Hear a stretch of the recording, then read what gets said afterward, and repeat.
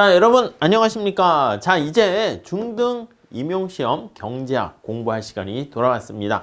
여러분, 기본이 되는 이중구 이창용 교수님의 경제학 원론 잘 준비하세요. 미리 알고 계신 분들도 있고 아닌 분들도 계시긴 할 텐데요. 이번 시간에는 이제 제가 매년 해오고 있는 진도별 모의고사를 시작할 텐데요. 그거 하기 전에 과거의 기출문제가 어떻게 출제되었는가 그걸 한번 리뷰해 보는 시간을 갖도록 하겠습니다. 제가 출제하는 진도별 모의고사도요, 가만히 보면요, 과거 기출문제를 먼저 다루고 있고요, 출제 가능한 한 경제 원론이나 미시경제, 거시경제 책뿐만 아니라 가끔 어떤 교재를 잘 보면 중등 임용시험에 출제했던 교수님이 쓴 책도 있거든요. 여러분들 아실는지 모르겠지만 그 책에서 일부 뒤에 연습 문제를 또 가져와서 문제로 만들고 있어요.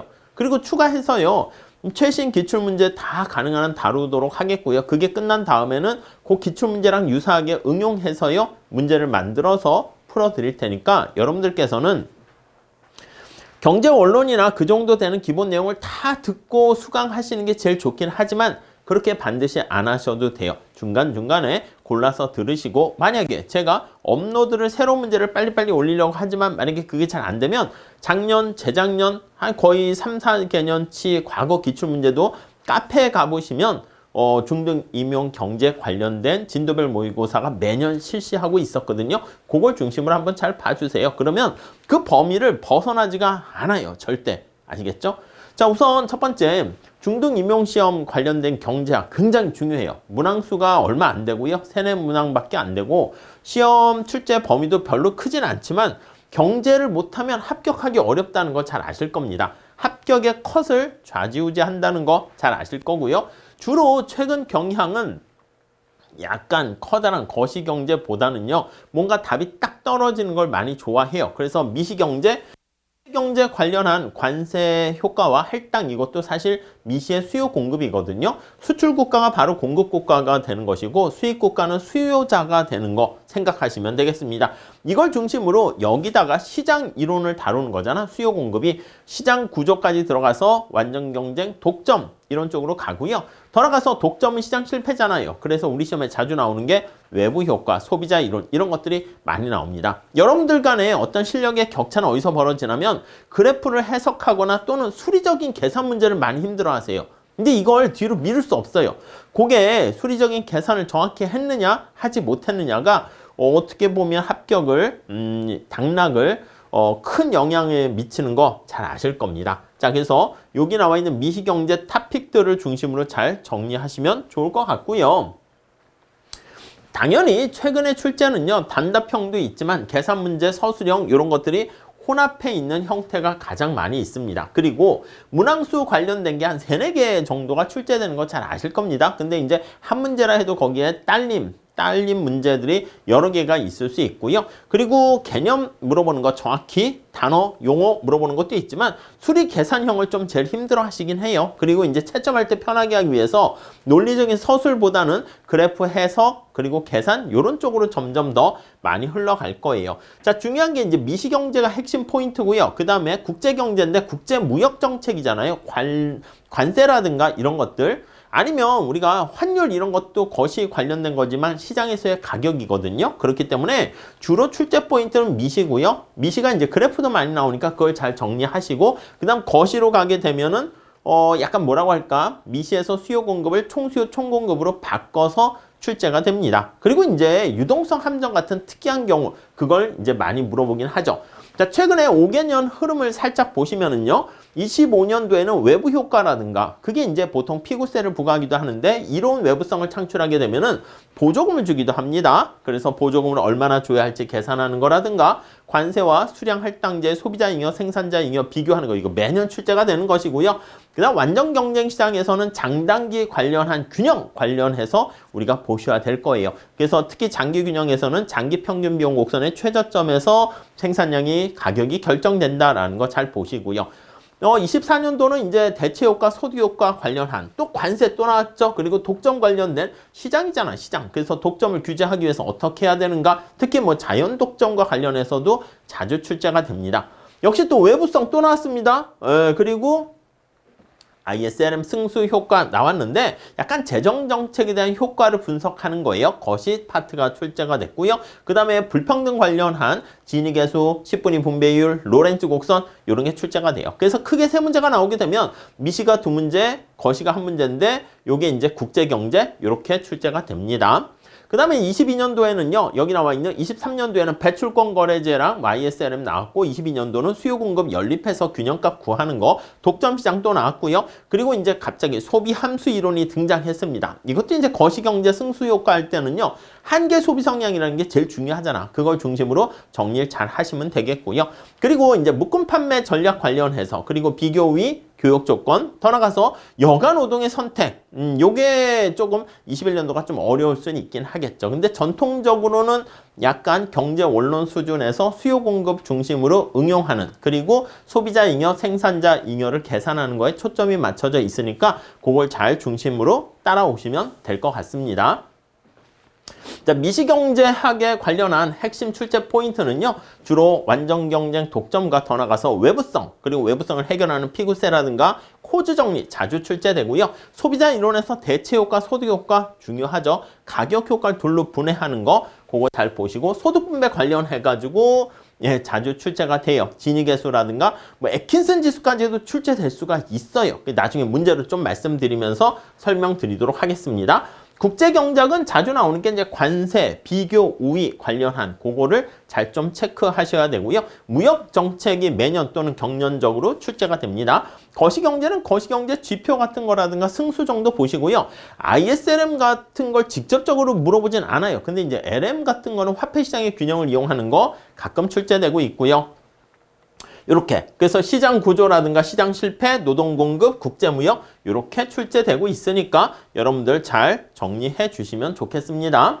자, 수험생들이 가장 힘들어하는 네 가지 무너지는 포인트가 뭐가 있는가 하면요. 첫 번째는 계산 문제예요. 안 그래도 수학이 좀 쉬워서 좀 싫어가지고 가끔 이제 뭐 카페 질문 같은 거 오거나 메일을 받거나 이렇게 하는 거 보면 수포자입니다 이러는데 우리가 하는 거는 간단 미분 또는 연산이거든요. 그러니까 너무 두려워하지 마시고요. 제가 올려드리는 문제, 풀어드리는 문제, 그걸 잘 정리하세요. 그리고 이번에는요, 진도별 모의고사랑 더불어서 이중구 이창용 교수님의 경제원론책 제가 문제, 연습 문제 해설한 게 있잖아. 근데 책이 개정됐는데 좋은 문제들이 또 몇 개 더 들어갔어요. 그래서 가능한 한 전수로 다시 한번 문제를 풀어드리려고 하거든요. 그러니까 여러분들께서는 그 강의도 같이 보시면서 기본 강의 좀 따라와 주시고요.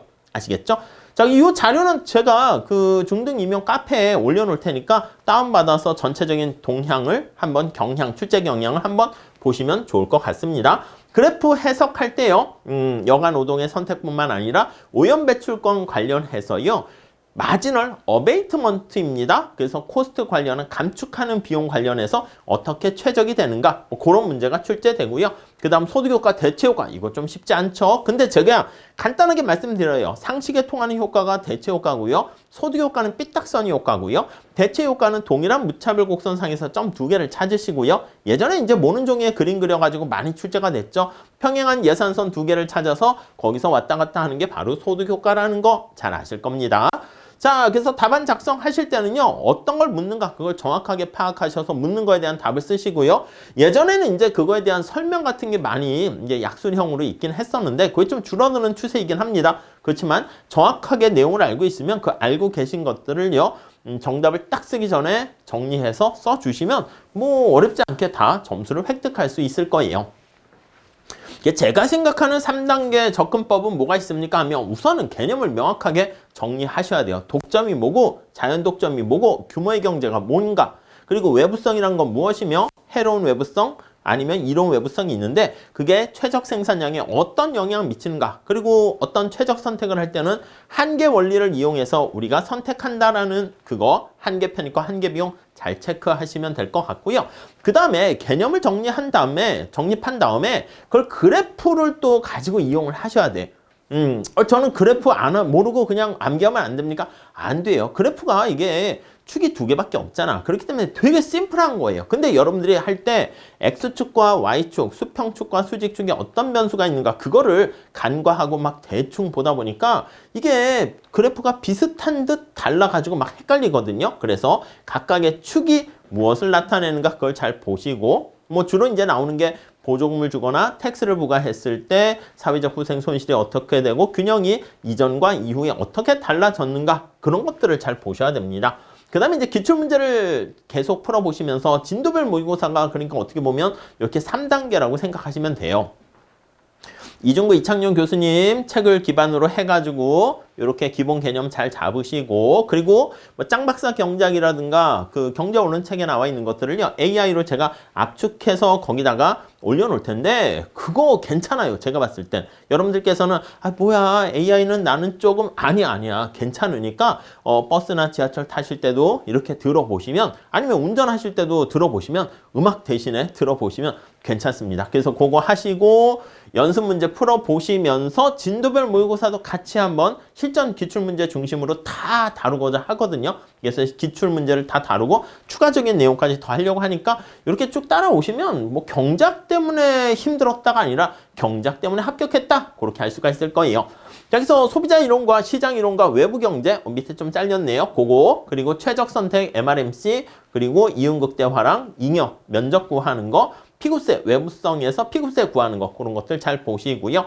대체효과 소득효과뿐만 아니라 독점시장과 완전 경쟁시장 매번 출제되니까 잘 보시고요. 거시경제학에서는 언제나 중요한 게 균형 국민소득이 어떻게 결정되는가 Y는 CIG 그걸 암기하셔야 됩니다. 거기다 순수출 더해서요. 그 안에 구성요소가 되는 소비함수, 투자함수 요거 중요하니까 잘 체크하시고요. 케인즈의 소비함수를 중심으로 해가지고요. 항상소득가설이라든가 등등 다양한 얘기들이 있잖아요. 듀젠베리의 상대소득가설 이런 것들 생애주기 가설 잘 좀 보셔야 될 것 같습니다. 그리고 ISLM 모형은 사실 ISLM 모형을 본다기보다는 재정정책과 통화정책의 효과를 분석하는데 괜찮아요. 그래서 조금 모형이 어려워 보이긴 하지만 조금만 그 내용을 파고 들어가서 Y는 CIG 그게 바로 IS 모형이고요. 화폐 수요 공급 그게 바로 LM 모형이 됩니다. 그래서 그걸 잘 정리하시게 되면은 괜찮을 것 같습니다.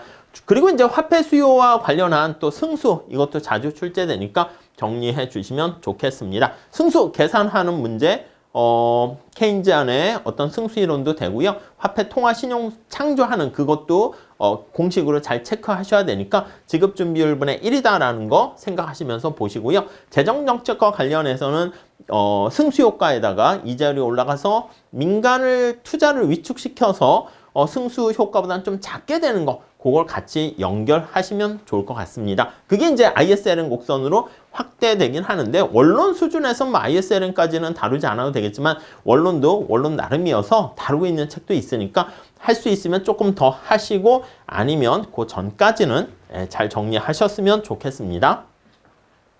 자, 여기서 이제 어떻게 합니까? 라고 하면 기출 실전 문제를 많이 풀어보셔야 되는데 진도별 모의고사를 통해서 제가 문제를 만들어서 드릴 테니까 그것 좀 반복해서 잘 보시면서 요 문제는 내가 약하네 라고 하는 거는요. 여러분들께서 기본 강의라든가 그쪽을 좀 체크해서 정리를 해주세요. 아셨죠? 그리고 우리가 실전 관련해서는요. 그래프나 수식을 통해 가지고 하는 거 익숙하게 만드셔야 돼요. 이걸 피해 나갈 수 없습니다. 이번에는 뭐 그래프 계산하는 문제 안 나오겠지? 아닙니다. 거기서 우리가 합격하시려면 그걸 잘 하셔야 되는 것이기 때문에 그걸 반드시 정복하시기를 바라고요. 그 다음에 이제 서술형 답안 이런 거 할 때도요, 용어를 명확하게 하시고요. 계산하는 수식, MR=MC 그런 거 잘 보시고 그래프 그릴 일은 없지만 그래프를 볼 때 각각의 축을 잘 보신 다음에 면적을 구하거나 균형값을 구한다 그러면 어떻게 어떤 두 식을 같이 연결해서 푸는가 그걸 잘 좀 체크하시면 좋을 것 같습니다. 오케이, 그 정도 보시고요. 아무튼 경제학은요, 그래프와 수식을 가지고 우리가 알고 있는 추상적인 어떤 관념적인 서술형으로 되어 있는 설명을 말로 설명하는 것을 이렇게 드러내는 것이기 때문에 압축하는 과정이기 때문에 반드시 그래프와 수식 정리하시고 따라오시면 좋을 것 같습니다. 오케이? 자, 여기서 다른 시험 문제들도 좀 활용을 할 겁니다. 우리가 경제학 시험은요, 공무원뿐만 아니라 7급, 9급, 뭐 여러 가지 경제 원론, 회계사 시험, 노무사, 간평사 등등 많은 시험들이 있거든요. 거기서 우리 시험에서 출제 가능성 있는 거를요, 객관식 문제지만 주관식으로 바꿔가지고 약간 진도별 모의고사에 집어넣도록 할 거예요. 가능한 한 진도별 모의고사도 여러분들 부담을 주지 않으려고 예전에는 보통 한 해에 한 50문제 그걸 이제 약간 일주일에 한 번씩 이렇게 하려고 했는데 알아서 하시도록 가능한 한 기출을 먼저 다 조금만 더 하면 기출 문제 다 끝납니다. 그래서 기출 먼저 다 끝내고 다른 문제 응용한 거랑 해가지고 많이 공부 연습할 수 있도록 할게요. 그래서 가능한 한 실제 시험지 크기에 맞춰가지고 보시면 알겠지만 문제를 만들었거든요. 그래서 그걸 프린트아웃 하셔가지고 해설 강의를 들으시면서 옆에다가는요. 제가 해설을 해가지고 올리진 않을 거예요. 강의를 들으시면서 옆에다 생각하시고 답을 쓰시도록 그렇게 유도하려고 합니다. 그래서 만약에 50문제다 그러면 50문제를 잘 프린트아웃해서 거기다 정리해서 착 아마 이렇게 스프링 노트 하거나 스테이플러 찍게 되면 충분히 복습하시는데 큰 도움이 될 거예요. 아시겠죠? 자, 그래서 우리가 이렇게 쭉 정리하고요.